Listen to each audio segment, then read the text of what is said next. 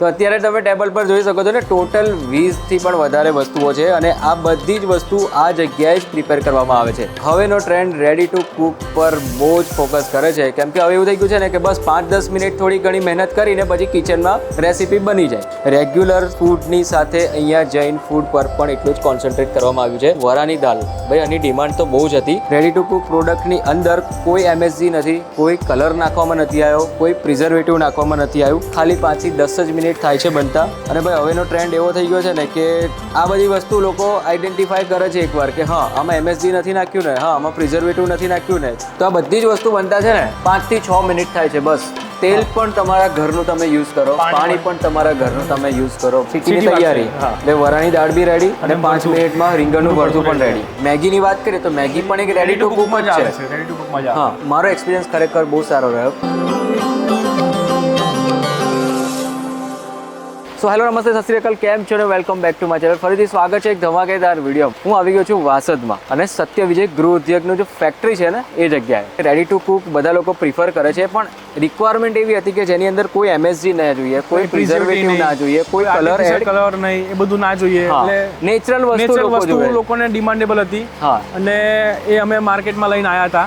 હા, આની પહેલાં તમે વિડીયો બનાવ્યો હતો, ઘણો એવો સારો રિસ્પોન્સ રહ્યો. તો પછી ઘણી બધી નવી પ્રોડક્ટ આવી ગઈ છે જેના વિશે આપણે અંદર વાત કરીએ. અને આપણે એને બનાવીને પણ દેખાડશું, તમને ચખાડશું પણ ખરા કે કઈ રીતનું બને છે એ કસ્ટમરને પણ દેખાડશું. આપણે ફક્ત પાણી ને તેલ જ લેવાનું છે આપણી પ્રોડક્ટમાં. ગરમ પાણી એકલું નહીં, ફક્ત પાણી તેલ જ લેવાનું છે. બરાબર. અને કુક કરવું પડશે. આપણી રેડી ટુ કુક આઈટમ છે, રેડી ટુ ઈટ નથી. રેડી ટુ કુક આઈટમ છે આપણી. રેડી ટુ કુક આઈટમ જે છે ને તે આ જ જગ્યાએ આ જ ફેક્ટરીમાં બને છે.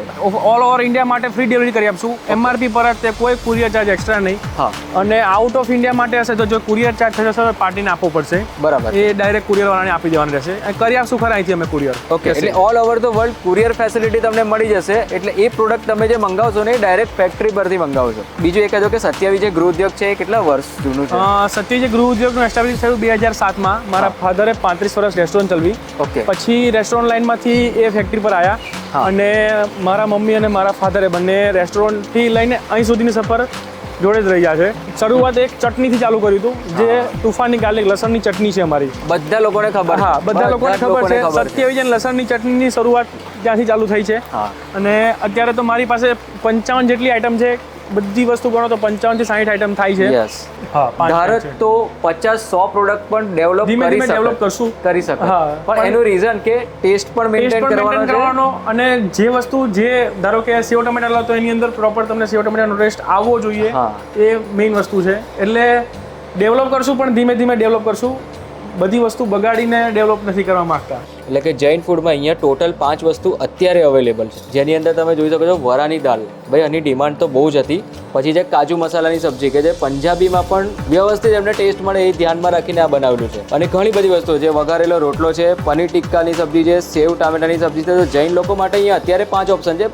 ઘરે બેઠા તમે પ્રિપેર 5 જ મિનિટ થશે અને કુરિયર પણ તમે ઘરે બેઠા લઈ શકો છો. એના માટે તમારે કોઈ શોપ પર જવાની જરૂર પણ નથી. સ્ક્રીનની નીચે નંબર દેખાય છે અને એ જ નંબર પર તમારે સીધો કોન્ટેક્ટ કરવાનો હોય છે. હવે આટલી બધી વસ્તુઓમાંથી બધી જ વસ્તુઓ હું તમને મેકિંગ બતાવી નહીં શકું. મારી જે ફેવરેટ વસ્તુ છે ને એ મેં સિલેક્ટ કરી છે. તો હું તમને અત્યારે મેકિંગ બતાવીશ પનીર ભુરજીનું. પછી છે દાલ મખની, પછી વરાની દાલ. તો આ 5 વસ્તુ આપણે ટ્રાય કરીશું. રેસીપીમાં તમને બતાવીશ કે એક્ઝેક્ટલી કેવી રીતે બને છે. ચરોતરની મોસ્ટ ડિમાન્ડેબલ વસ્તુ છે આ. ડિમાન્ડેબલ વસ્તુ કે વરાની દાળ, જે બધાને ભાવતી વસ્તુ છે. લગ્ન પ્રસંગમાં જે દાળ ખવાય એને વરાની દાળ કહેવાય. એ આપણે બનાવશું. આમાં 400 મિલી પાણી અને 10 ગ્રામ સિંગદાણાની જરૂર પડશે. અને પ્રેશર કુકરમાં 3 સીટી મારશો એટલે રેડી થઈ જશે વરાની દાળ તમારે. આની અંદર ખારેક પણ નાખેલી છે અને બધી વસ્તુ આની અંદર આવી ગઈ. ખાલી તમારે પાણી જ નાખવાનું છે. આપણે આ 400 મિલી પાણી લીધું, 10 ગ્રામ જેવા સિંગદાણા. ઓકે, એ સિંગદાણા તો બધાના ઘરે હોય, બધાના ઘરે હોય જ છે. આશરે આટલા નાખો તો પણ ચાલે. કદાચ વજન કાઢો ના હોય તો આટલા નાખો તો પણ ચાલે. નાખીને એકવાર મિક્સ કરી નાખીએ સારી રીતના આપણે. અને આને છે ને 3 સીટી મારવાની છે એટલે આપણી વરાની દાળ રેડી થઈ જશે. બધી જ વસ્તુ આની અંદર ઇન્ક્લુડ થઈ ગઈ, મસાલાથી લઈને બધી જ વસ્તુ આવી ગઈ. બેંગન ભરથા, રીંગણનું ભરથું, આમાં ખાલી પાણી ને તેલ જ લેવાનું છે.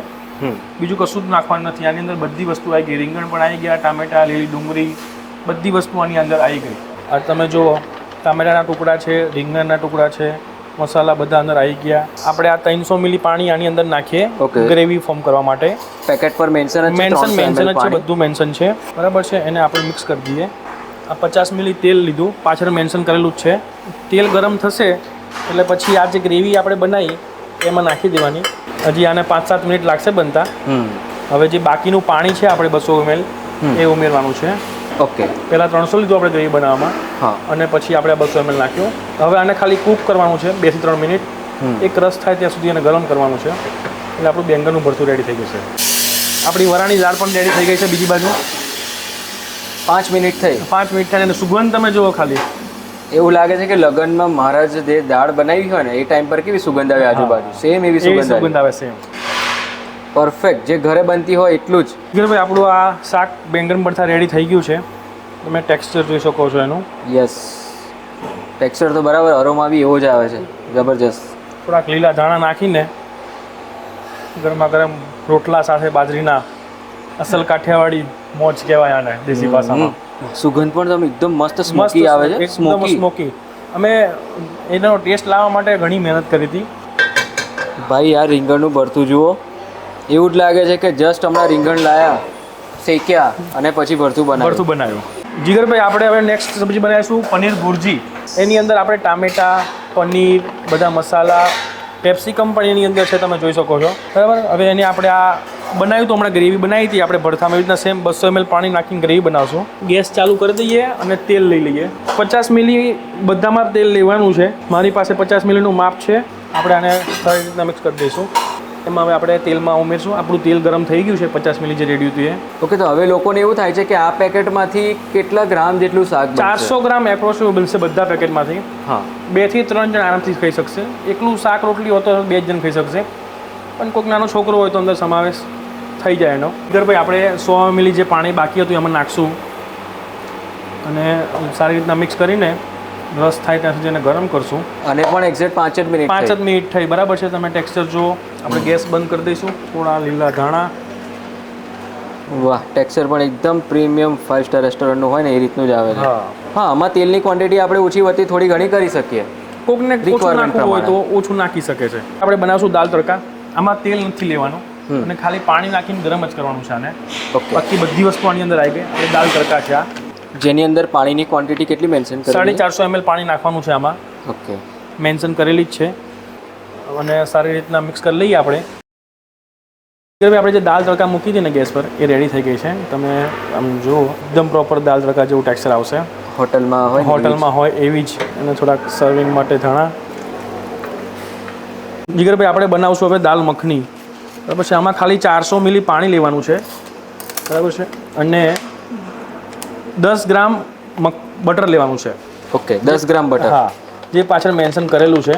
આપણે જે એકદમ રીચ કેટેગરીની દાલ ફ્રાય કહેવાય ને, જે 5 સ્ટારમાં એમાં હોય ને એ ટાઈપમાં દાલ મખની બનશે. અને આપણે 5 થી 7 મિનિટ ગરમ કરશું એટલે આપણી દાલ મખની રેડી થઈ જશે. અને બન્યા પછી આમાં 10 ગ્રામ બટર નાખવાનું છે. ઓકે, દાલ મખની આપણી રેડી થઈ ગઈ છે. આપણે એમાં જે 10 ગ્રામ બટર નાખ્યું તે નાખીએ છીએ અને સારી રીતના મિક્સ કરી લઈશું. અસલ ધાબા સ્ટાઇલ તમને ટેસ્ટ લાગશે. આ રીંગણનું ભરતું છે એ આપણે ટ્રાય કરીએ.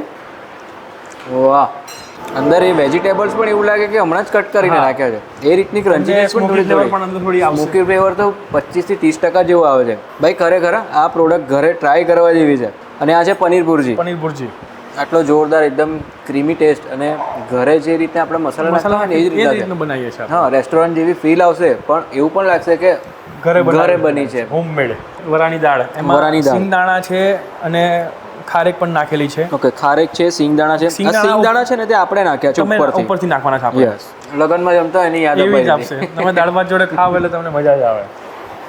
અને સ્વીટનેસ પણ આમાં બહુ જ કમ્પ્લીટ છે. એટલે ઓછી જ રાખી છે. કોકને વધારે જોતી હોય તો ઉપરથી નાખી શકે છે, એટલે ઓછી જ રાખી છે. સ્વીટનેસ પણ બહુ જ પરફેક્ટ છે. પણ એક ગુજરાતીને ટેસ્ટને ધ્યાનમાં રાખીને જેટલી સ્વીટનેસ હોવી જોઈએ થોડીક એટલી તો આમાં મેન્ટેન કરેલી જ છે. આ છે આપણી દાલ તડકા. Same hot. તો આ બધી જ વસ્તુ બનતા છે ને 5 થી 6 મિનિટ થાય છે બસ. તેલ પણ તમારા ઘરનું તમે યુઝ કરો, પાણી પણ તમારા ઘરનું તમે યુઝ કરો. જે ટેસ્ટ છે ને એ ચરોતરનો તમે એક્સપિરિયન્સ કરો. મારો કહેવાનો મતલબ એ છે. આ છે આપણે દાલ મખની બનાવી, એ આપણે ટેસ્ટ કરીએ. વાહ, સારું થયું આપણે ઉપરથી બટર નાખ્યું, એને લીધે થોડીક વધારે પેલી ક્રીમીનેસ અંદર આવે. થોડુંક વધારે લાગે. સારી છે ભાઈ, મજા આવી. પણ ગુજરાતી લોકોને ધ્યાનમાં રાખીને જે ટેસ્ટ રાખ્યો છે ને દાલ મખનીનો, એ ખરેખર મજા આવશે, એન્જોય કરશે એ રીતની દાલ મખની છે. હવે કેવું છે કે લોકોને ખાવું છે, હા રેડી ટુ કુક ખાવું છે, મેગીની વાત કરીએ તો મેગી પણ એક રેડી ટુ કુક જ જ આવે છે. છે, રેડી ટુ કુકમાં જ આવે. હા, હા તો લોકો એવી વસ્તુ પ્રિફર કરવા માંગે છે કે જેની અંદર કોઈ પ્રિઝર્વેટિવ નાખેલા નથી હોતા, MSG છે, કોઈ MSG નહીં, Artificial ફ્લેવર પણ flavor નેચરલ, હા નેચરલ ફ્લેવર પણ મસાલાના નેચરલ, કોઈ આર્ટિફિશિયલ એડ ઓન નથી કરેલું કે કોઈ કલર એડ ઓન નથી કરેલું. તો આ પ્રોડક્ટ ડેલી ખાઈ શકાય એ રીતની છે. મારો એક્સપિરિયન્સ ખરેખર બહુ સારો રહ્યો અને હું છેલ્લા 1 વર્ષથી એમનો રેગ્યુલર કસ્ટમર છું. મંથલી બેઝિસ પર હું પોતે કંઈક ને કંઈક ઓર્ડર કરતો જઉં છું. બાકીની કોઈક ડિટેલ ઇન્ક્વાયરી જોઈતી હોય તો સ્ક્રીનની ઉપર નંબર રિફ્લેક્ટ થાય છે. Feel free two contact during the office hours. અહીંયા ઓફિસ અવર્સની વાત થાય છે એટલે સવારના 9 વાગ્યાથી લઈને સાંજના 6 વાગ્યા સુધી ઇન્ડિયન ટાઈમ પ્રમાણે. ચલો તો આપણે ફરીથી મળીએ એક નવા સિટીમાં, નવા વિડીયોમાં, નવા કન્ટેન્ટ સાથે. ત્યાં સુધી બાય.